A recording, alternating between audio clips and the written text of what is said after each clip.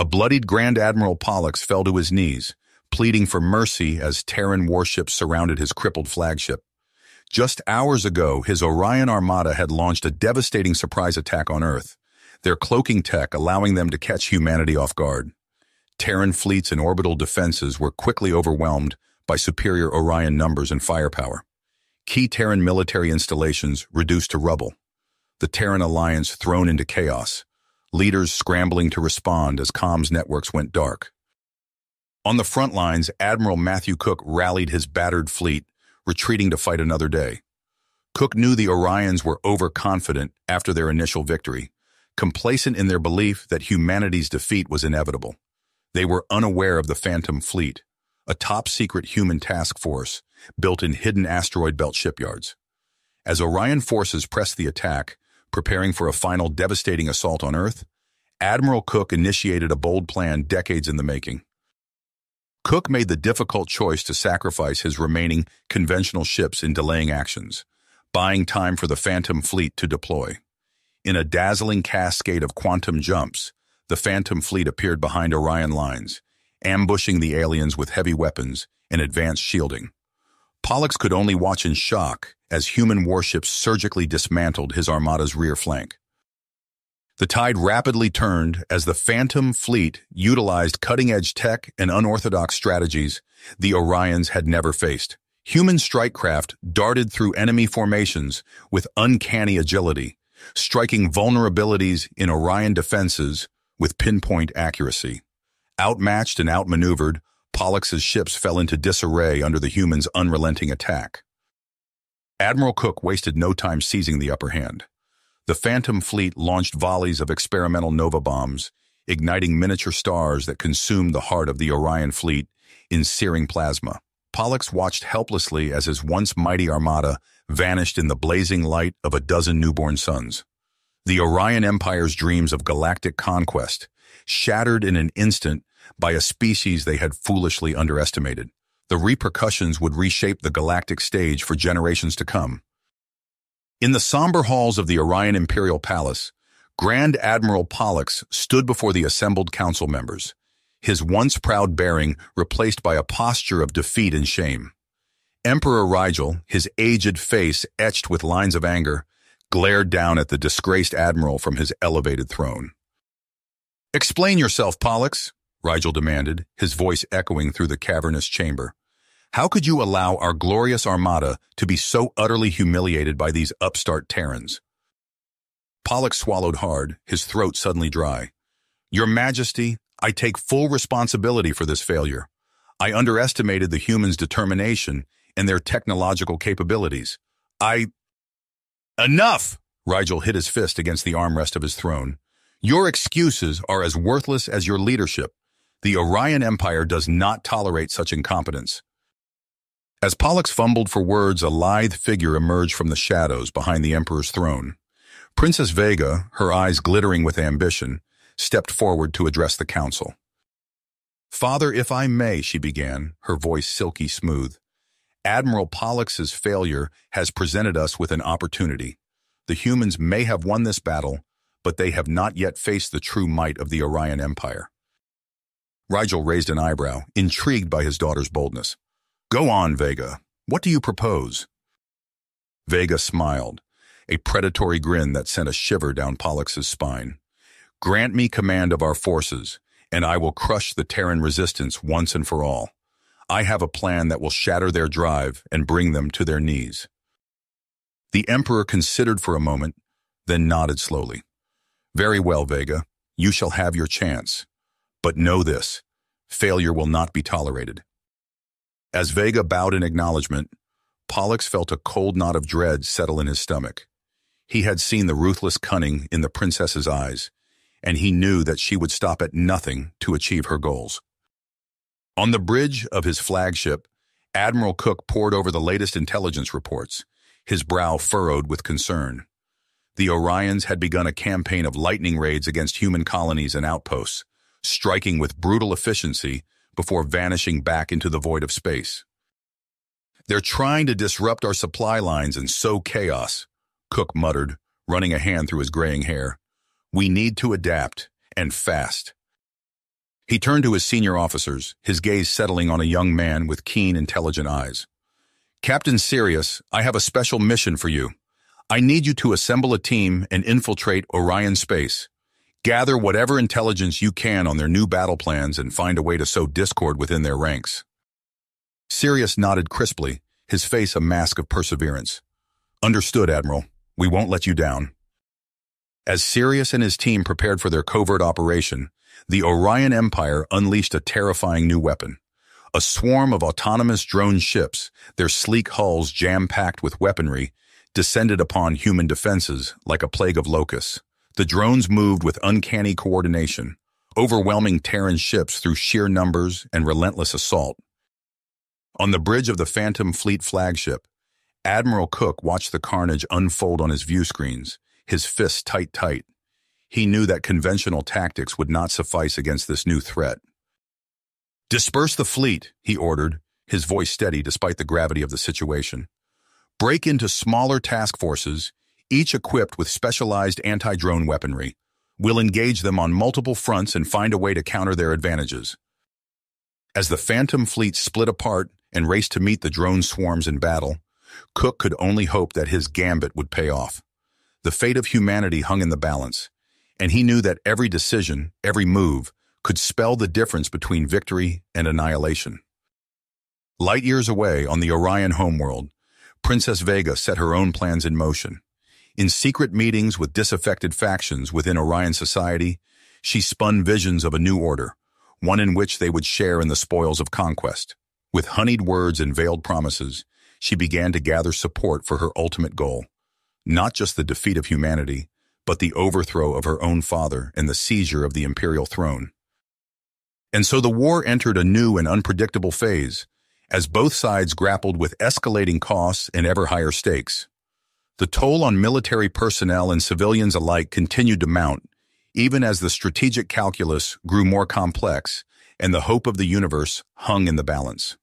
The stage was set for a clash of wills and ideologies that would shape the future of all sentient life, a battle in which there could be no true victors, only survivors. Captain Sirius crouched in the shadows of a dimly lit Orion research facility, his heart pounding as he downloaded classified files onto a quantum data chip. The information scrolling across his wrist-mounted display made his blood run cold. "Krill Biotech," he muttered under his breath. "This changes everything." Hours later, aboard the stealth shuttle racing back to Earth, Sirius briefed his team on their findings. Princess Vega has allied with Krill renegades. They're supplying her with genetically engineered super soldiers. Lieutenant Karina's eyes widened. How is that possible? The Krill have always been isolationists. "Desperate times," Sirius replied grimly, "and Vega's ambition knows no bounds."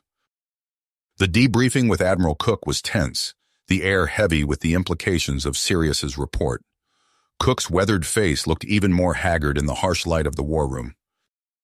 "This alliance could tip the scales," Cook said, studying the holographic projections of Krill genetic schematics.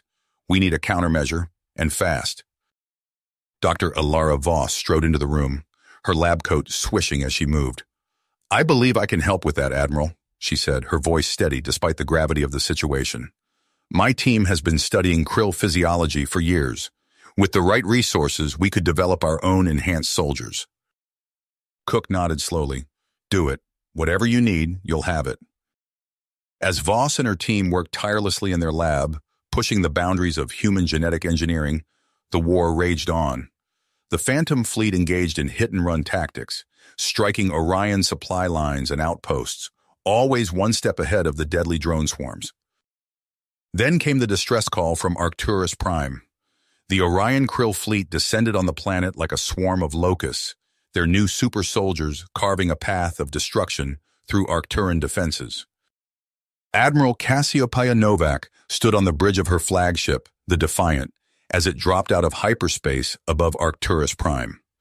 The scene before her was chaos incarnate, Orion battlecruisers, trading fire with Arcturan orbital platforms, while swarms of fighters danced deadly ballets in the space between. "All ships engage at will," Novak ordered, her voice calm despite the maelstrom around them. Prioritize covering fire for our ground forces.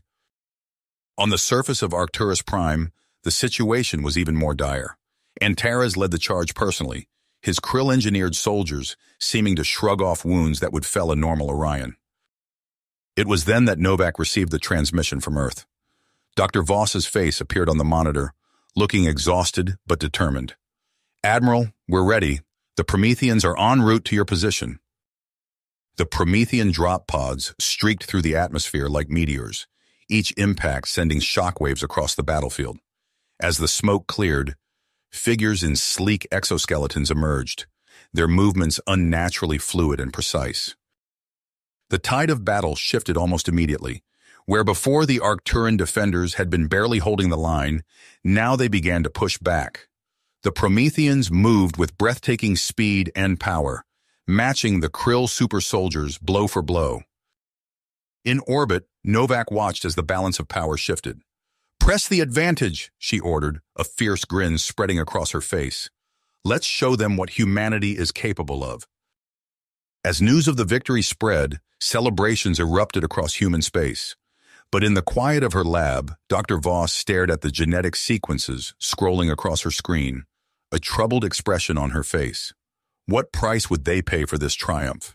And how far would they go to ensure humanity's survival? In the shadows of the Orion Imperial Palace, Princess Vega received word of the defeat at Arcturus Prime. Her eyes narrowed dangerously as she turned to her advisors. "Prepare my personal guard," she said, her voice cold as interstellar space. "It's time we showed my father the true meaning of power." The galaxy held its breath, poised on the knife edge of destiny. The next move would determine the fate of entire civilizations, and no one, human, Orion, or Krill, could predict where the chaos of war would lead them next. The Orion Krill fleet materialized from the inky blackness of the Kuiper Belt, a swarm of alien vessels that blotted out the stars. Earth's early warning systems remained silent, their sensors blinded by advanced jamming technology. Admiral Cook stood on the bridge of the Indomitable, his face illuminated by the soft glow of tactical displays. A lieutenant's voice cut through the low hum of ship operations. "Sir, we're detecting multiple unknown signatures approaching Earth orbit." Cook's eyes narrowed. "How many?" "Thousands, sir. They just appeared out of nowhere." Before Cook could respond, the view screen lit up with blinding flashes. Plasma bolts rained down on Earth's surface, targeting military installations with surgical precision. In New Vancouver, citizens looked to the sky in horror as an Orion dreadnought loomed overhead, its massive form eclipsing the sun. The air crackled with energy as it unleashed a torrent of superheated plasma. The Naval Command Center, a towering structure of steel and glass, melted like wax under a blowtorch. Panic gripped the streets. Civilians fled in terror as Krill shock troops teleported onto the scorched earth, their genetically enhanced bodies moving with inhuman speed and grace. Cook's voice rang out across the comms. "All ships, battle stations, engage the enemy fleet, protect Earth at all costs." The remnants of the Phantom fleet surged into action, weaving through the debris of shattered orbital platforms. Laser fire crisscrossed the void as human and alien vessels clashed in a deadly dance. On the ground, Captain Alwyn led a squad of Promethean Marines toward the heart of the invasion force. Their augmented bodies moved with fluid precision, cutting through Krill defenders with minimal resistance. Alwyn's voice crackled over the team's encrypted channel. "We've located Spica's flagship. Prepare for boarding action." The Prometheans launched themselves across open space, mag boots clamping onto the hull of the alien vessel. They carved their way inside, leaving a trail of destruction in their wake. On the bridge of her ship, Spica barked orders to her crew, her four eyes darting between tactical displays. The door exploded inward, and Alwyn strode through the smoke, his armor scarred but intact. Spica's guards moved to intercept, but Alwyn was a blur of motion. He ducked under a plasma blade, his augmented reflexes allowing him to move faster than the eye could follow. In seconds, the guards lay incapacitated. Spica drew her own weapon, a crackling energy staff. "You may have bested my guards, human, but I am not so easily defeated." The two commanders clashed, their weapons sparking with each impact. Spica fought with the cold precision of a veteran warrior, but Alwyn's augmented strength and speed gave him the edge. With a final, decisive strike, Alwyn disarmed Spica and pinned her to the ground. "It's over," he growled. As word of Spica's capture spread, the Orion Krill fleet began to falter. Cook seized the opportunity, ordering a full counterattack that shattered the alien formation. In her throne room light years away, Vega received the news of her failed gambit. Her face twisted with rage as she realized the true extent of humanity's resilience. She barked orders to her remaining commanders, calling off the invasion before her forces could be completely annihilated. As the alien fleet retreated, Cook surveyed the damage to his homeworld. The skyline of New Vancouver was forever altered, great swathes of the city reduced to smoldering ruins. Reports of casualties flooded in, millions dead or injured in the brief but devastating attack. Cook's face hardened as he considered the long road ahead. The war had come to Earth's doorstep, and humanity had barely survived. But they had survived, and in doing so had proven their mettle against the greatest threat they had ever faced. He turned to his executive officer. "Prepare a full damage report and get me a secure line to Terran High Command. We need to plan our next move." As the Indomitable moved to assist with rescue operations, Cook knew that the true test of humanity's determination was just beginning. As the Indomitable moved to assist with rescue operations, Cook's mind raced with possibilities. The failed Orion Krill invasion had exposed weaknesses in their alliance, and he intended to exploit them. "Admiral, we're receiving reports of unrest throughout Orion space," his executive officer announced. "It seems Vega's actions have backfired spectacularly." Cook nodded, a grim smile playing at the corners of his mouth. "Time to unveil Operation Tartarus. Get me a secure line to Captain Alwyn." Hours later, Alwyn and his Promethean squad stood aboard a stealth shuttle, their augmented bodies humming with almost unchecked energy. The looming shape of Bellatrix filled the viewscreen, its orbital defenses a glittering web of destruction. "Remember," Alwyn said, his voice low and intense, "we hit hard, we hit fast, and we don't stop until that virus is uploaded. Clear?" A chorus of affirmatives sounded through the cramped hold. The shuttle's bay doors opened, revealing the star-studded void. Without hesitation, Alwyn and his team launched themselves into space, their specialized suits rendering them nearly invisible against the backdrop of Bellatrix. They breached the planet's atmosphere like silent meteors, their descent masked by a barrage of sensor ghosts launched by support ships. Alwyn's team touched down in the heart of Bellatrix's capital, their impact absorbed by shock-dampening exoskeletons. The Prometheans moved with preternatural speed and precision, neutralizing security forces before alarms could even be raised. They fought their way to the Central Command Nexus, a towering spire of alien architecture. Inside, Alwyn interfaced directly with the Orion computer systems, his augmented mind racing through firewalls and security protocols. The virus, a masterpiece of human ingenuity, spread through Bellatrix's defenses like wildfire. "Virus uploaded," Alwyn reported, his voice steady despite the chaos erupting around them. "All planetary defenses are offline." High above, Admiral Cook watched as the Phantom fleet decloaked, their weapons already locked onto key targets across Bellatrix's surface. "All ships, commence bombardment," he ordered. The once impregnable world of Bellatrix erupted in flame and ruin. Shipyards crumbled, command centers collapsed, and the might of the Orion Empire was shattered in a matter of hours. As news of Bellatrix's fall spread, other Orion worlds began to capitulate. The Phantom fleet struck with surgical precision, dismantling the enemy's ability to wage war piece by piece. On Orion Prime, Princess Vega paced her throne room, her four eyes wide with fury and disbelief. "How is this possible?" she snarled at her assembled advisors. "We had them on the brink of defeat." Before anyone could respond, the doors to the throne room burst open. Antares strode in, flanked by elite guards whose loyalty he had quietly secured over the past weeks. "The game is over, Vega," Antares declared, his voice cold and final. "Your ambition has doomed us all." Vega's hand went to her sidearm, but Antares was faster. A burst of plasma fire left the princess sprawled on the ornate floor, her grand dreams of conquest evaporating like mist. As Antares assumed control of what remained of the Orion Empire, he found himself facing an impossible situation. The Terran forces continued their relentless advance, and every hour brought news of fresh defeats and defections. With a heavy heart, Antares opened a channel to the Terran flagship. Admiral Cook's stern visage filled the screen. "I wish to discuss terms," Antares said, the words tasting like ash in his mouth. Cook's expression remained impassive. "We'll meet on Orion Prime in 48 hours. Be prepared to make significant concessions." As the channel closed, Antares slumped in his throne. The once mighty Orion Empire, which had stood for millennia, now lay in ruins around him. And soon he would be forced to kneel before the very species he had sought to annihilate. In the shadows of the ruined imperial palace, a cloaked figure slipped away unnoticed.